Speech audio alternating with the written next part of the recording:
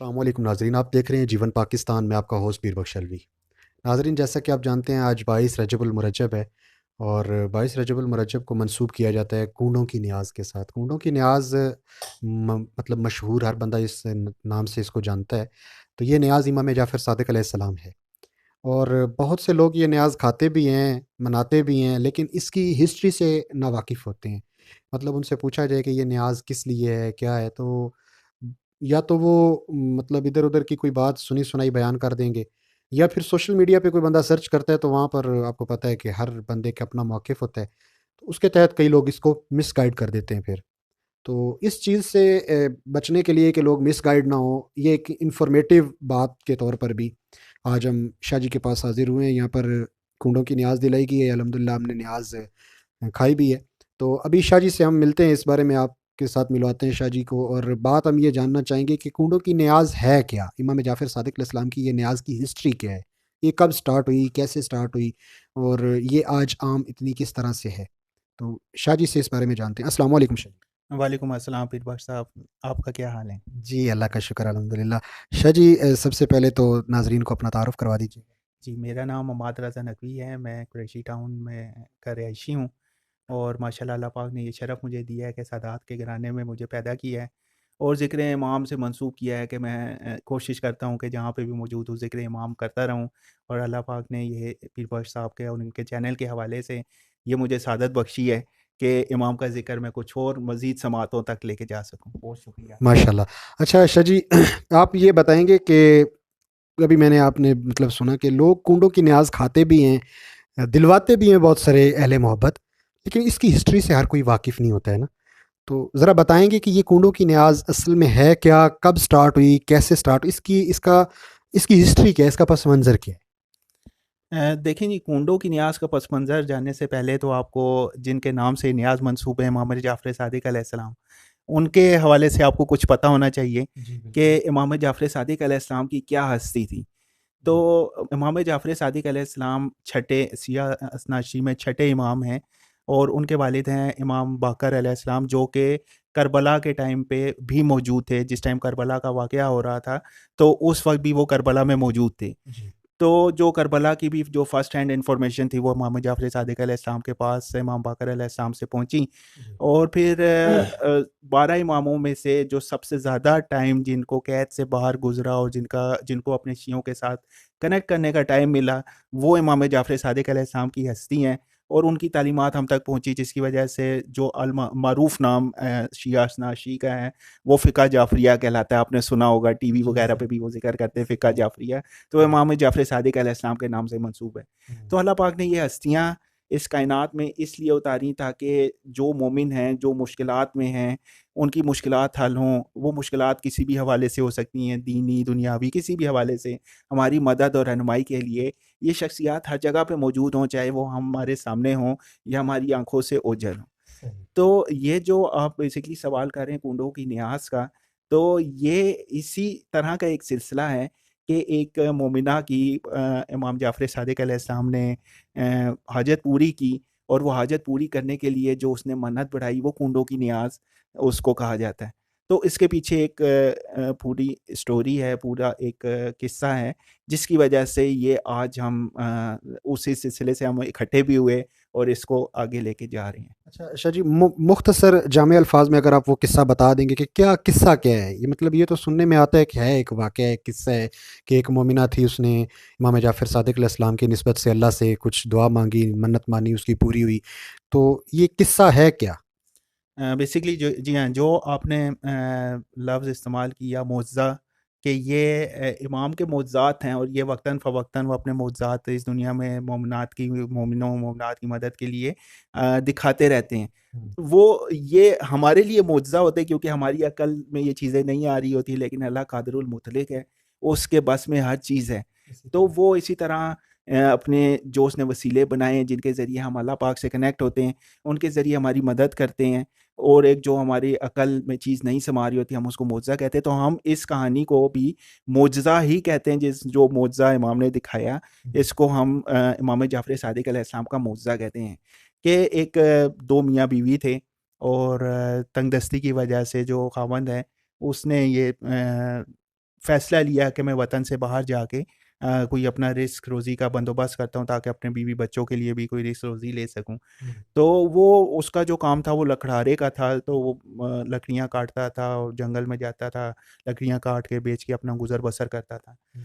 तो वो जब वतन से दूर चला गया, तो पीछे उसके जो बीवी बच्चे थे, उनके पास जब वो जो छोड़ा हुआ उसका सामान था, माल था जो दे के गया, वो जी। ख़त्म होने लगा, तो उन्होंने अपनी गुज़र-बसर के लिए उसकी बीवी ने लोगों के घरों में काम-काज करना शुरू कर दिए। सही। तो वो जिन लोगों के घरों में काम-काज करती थी, उसमें एक घर उस बादशाह के जो उस वक़्त का हाकिम था वहाँ का, उसके वज़ीर के घर था। उसके बादशाह के वज़ीर के घर वो काम करती थी। तो एक और साथ-साथ वो अल्लाह पाक से दुआ करती थी कि मेरी मुश्किल हल करें। इमाम से तवस्सुल करती थी कि आप हमारी मुश्किलात का कोई हल निकाल लें मेरा मियाँ। हमें नहीं आजकल तो टेक्नोलॉजी है। हर बंदा एक-दूसरे के साथ कनेक्टेड है, लेकिन उस वक़्त तो कम्युनिकेशन इतनी ज़्यादा ईज़ी नहीं थी, तो वो कहती थी मुझे पता नहीं मेरा मियाँ किस हाल में है, ज़िंदा है, मर गया है। तो वो दुआ करती रहती थी इमाम से।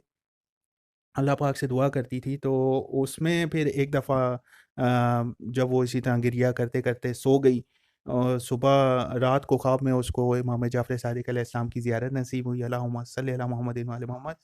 तो वो इमाम ने उनको कहा कि जब ख्वाब में उन्होंने देखा कि इमाम अपने कुछ असहाब के साथ, मुसाहिबीन के साथ उसके घर तशरीफ़ लाए हैं हुँ। और अपने मुसाहिबीन से कह रहे हैं कि जो भी शख्स 22 रजबुल मुरज्जब को मेरे नियाज़ दिलाएगा सुबह सादिक, सुबह फ़जर की नमाज़ के बाद कूँडों की नियाज़ 14 पूरियों के ऊपर, मीठी टिक्कियों के ऊपर वो मेरी नियाज़ दिलाएगा और जो उसके बाद जो वो मेरे से दुआ माँगेगा, तो अल्लाह पाक उसकी दुआ को कबूल फ़रमाएगा, उसकी हर मुश्किल को हल फ़रमाएगा।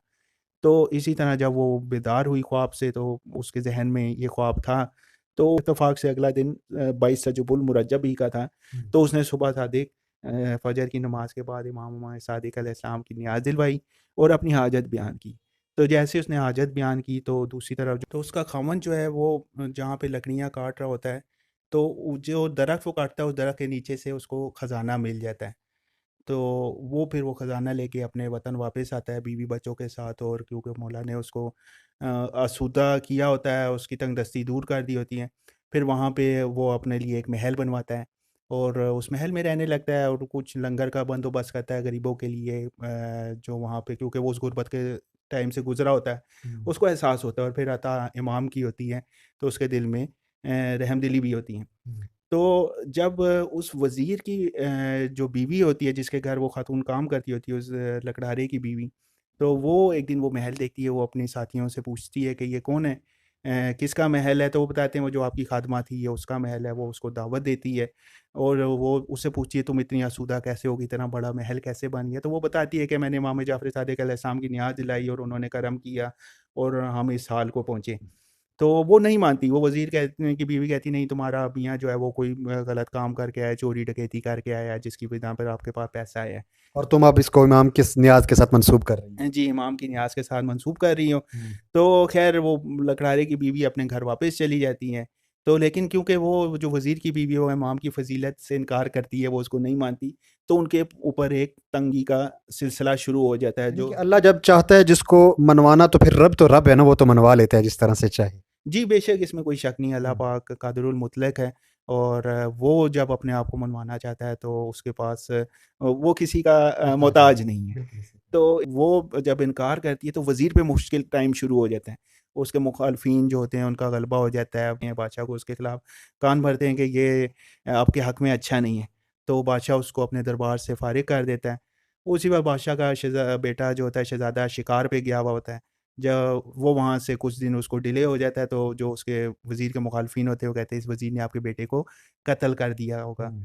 तो बादशाह ये सुन के गुस्से में आ जाता है। दूसरी तरफ वज़ीर साहब जब वज़ारत से फ़ारिग होके घर-बार छोड़ के जा रहे होते, तो रास्ते में उनको एक वो तरबूज़ खरीदते हैं रास्ते से और तरबूज़ गठरी में रख के वो अपने घर की तरफ जा रहे होते हैं हुँ। वज़ीर साहब। तो इसी अथना में बादशाह ने जो सिपाही भेजे होते हैं वो उनको पकड़ लेते हैं वज़ीर को और जब वज़ीर को बादशाह के सामने लेके आते हैं, तो वो जो तरबूज़ वाली गठरी खोली जाती है, तो अल्लाह पाक ने उनकी नज़रों को जो दिखाया वो ये होता है कि वो शहज़ादे का सर है।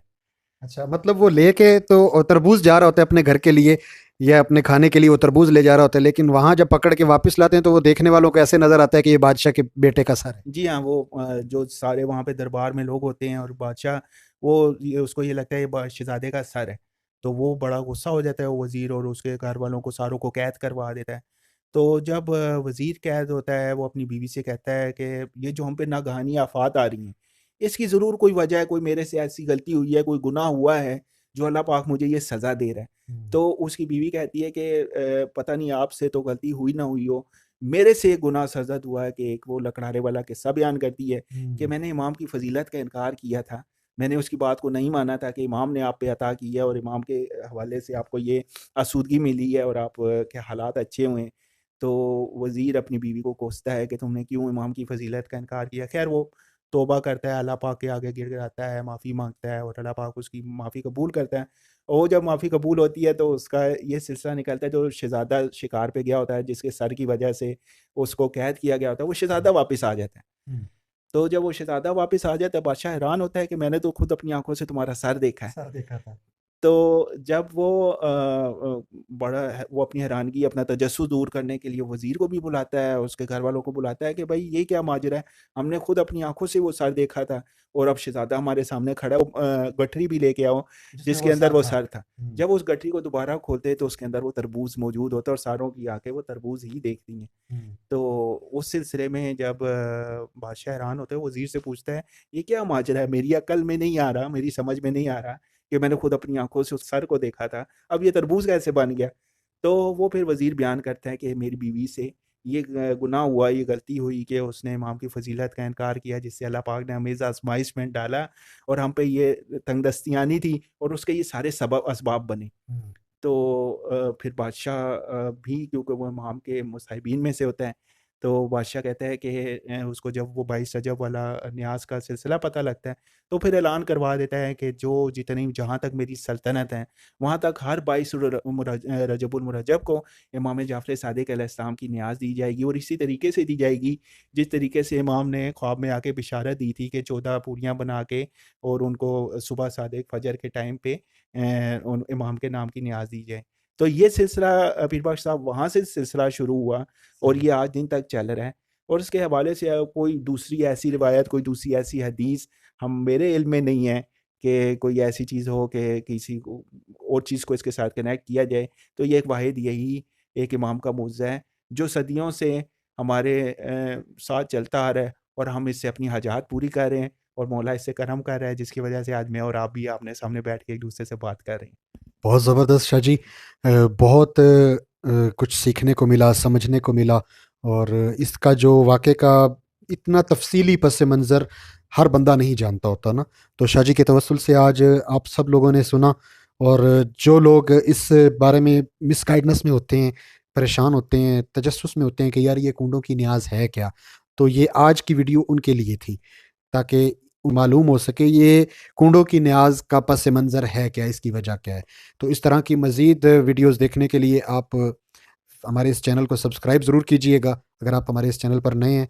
तो मिलते हैं नेक्स्ट वीडियो में, तब तक के लिए अल्लाह हाफ़िज़।